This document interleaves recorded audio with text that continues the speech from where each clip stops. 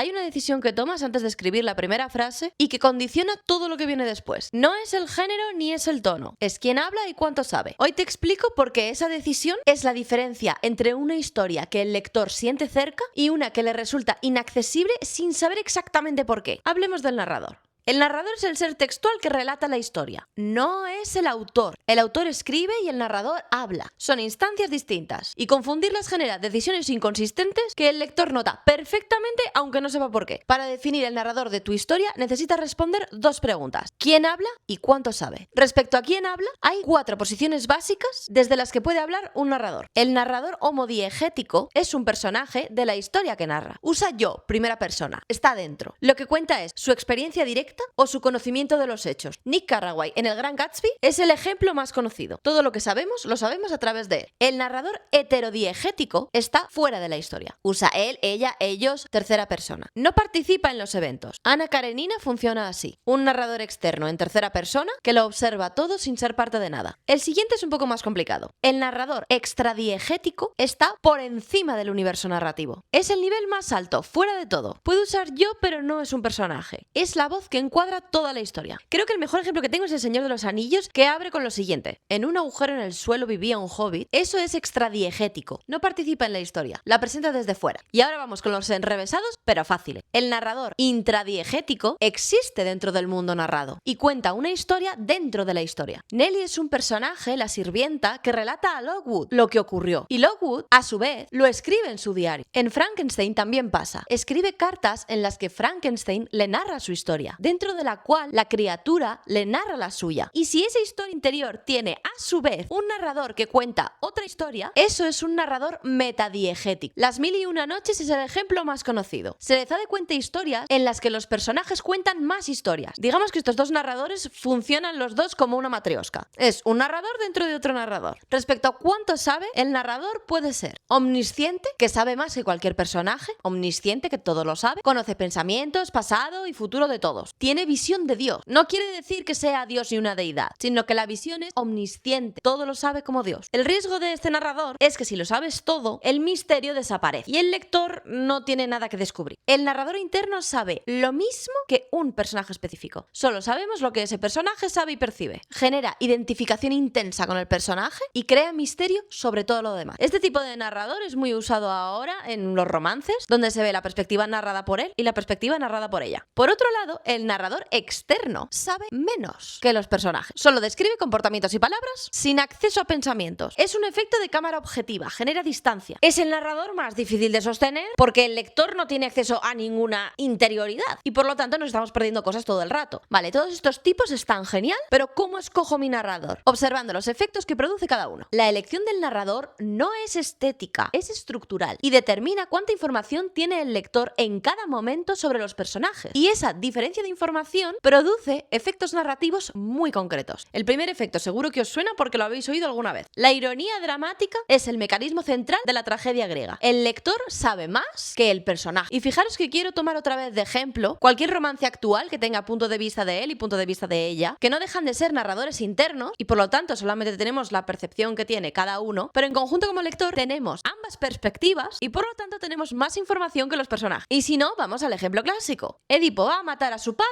y a casarse con su madre. Y nosotros sabemos eso desde el principio. Lo observamos acercarse a su destino sin saberlo. El resultado emocional en el lector es ansiedad, compasión y anticipación de la catástrofe. Sin embargo, en la comedia, por ejemplo, se produce el efecto contrario. Nos reímos de los personajes que no saben lo que nosotros sabemos. Otro efecto puede ser el suspense, que aparece cuando el lector sabe que hay un peligro concreto e inminente. El personaje puede saberlo o no. La tensión que se produce es de expectación. ¿Llegará a tiempo? El misterio, por ejemplo, es todo lo contrario de la ironía dramática. El personaje sabe más que el lector. Nosotros vamos por detrás intentando descubrir qué está pasando. Lo que hace es generar curiosidad sostenida. Es el mecanismo sobre el que Conan Doyle construyó Sherlock Holmes. El lector, junto a Watson, siempre va un paso por detrás de Holmes. La solución está ahí, pero no tenemos acceso a ella hasta que Holmes decide revelarla para nosotros. Y por supuesto, la sorpresa ocurre cuando el lector y el personaje saben lo mismo y algo cambia de golpe para los dos. El impacto impacto es repentino porque nadie podía anticipar. Ojo, que esto no quiere decir que nos saquemos cosas de la manga, porque entonces perderíamos coherencia. Hay que dejar miguitas de pan para que la sorpresa sea verosímil, aunque no se pueda anticipar. Cuando una escena se te resiste, una de las primeras preguntas que puedes hacerte es ¿qué quiero que el lector sienta aquí? Si quieres generarle ansiedad, dale más información que al personaje. Si lo que quieres es generarle curiosidad, dale la información al personaje y no al lector. Y si lo que quieres es impacto, iguala la información y golpea a los dos a la vez. La elección del narrador es la herramienta que controla todo eso. Pero no solo el narrador. Hay otra herramienta que la pasamos por alto y me parece súper importante, y es el tiempo narrativo. El tiempo narrativo es la manipulación temporal del relato respecto a la historia. Es la herramienta que marca la diferencia entre el orden en el que ocurrieron los eventos y el orden en el que los presentas al lector. Esta definición te tiene que sonar del anterior vídeo, y si no, te vas a verlo. Pero no ahora. Terminemos esta lección. Y además, el tiempo narrativo es una de las herramientas de diagnóstico más útiles que existen, porque muchos atascos no son de contenido, son de velocidad. Se habla mucho del ritmo, pero para entender el ritmo hay que entender cómo funciona el tiempo narrativo. Lo primero que hay que entender es que el tiempo narrativo presente es el primero que se presenta al lector. Es el punto de referencia desde el que todo lo demás se orienta. Desde ahí puedes moverte en el tiempo de tres formas. La analepsis, o más conocido como flashback, interrumpe el relato presente para narrar eventos del pasado. El lector ya sabe dónde está y de dónde viene. Lo que haces con esto es darle contexto o revelar algo que cambia lo que ya ha leído. La prolepsis, o más conocido como flash forward, anticipa eventos futuros respecto al punto narrativo actual. Es una promesa narrativa. El lector sabe que algo va a pasar y eso genera tensión hacia adelante. Y la famosa elipsis suprime un periodo de tiempo. La historia salta hacia adelante sin narrar lo que ocurrió en medio. El lector asume que algo pasó o no pasó nada o descubrirá más tarde qué fue. Las elipsis más habituales que se hacen son los personajes yendo al baño. Todos sabemos que tienen necesidad, ¿pero es relevante? No,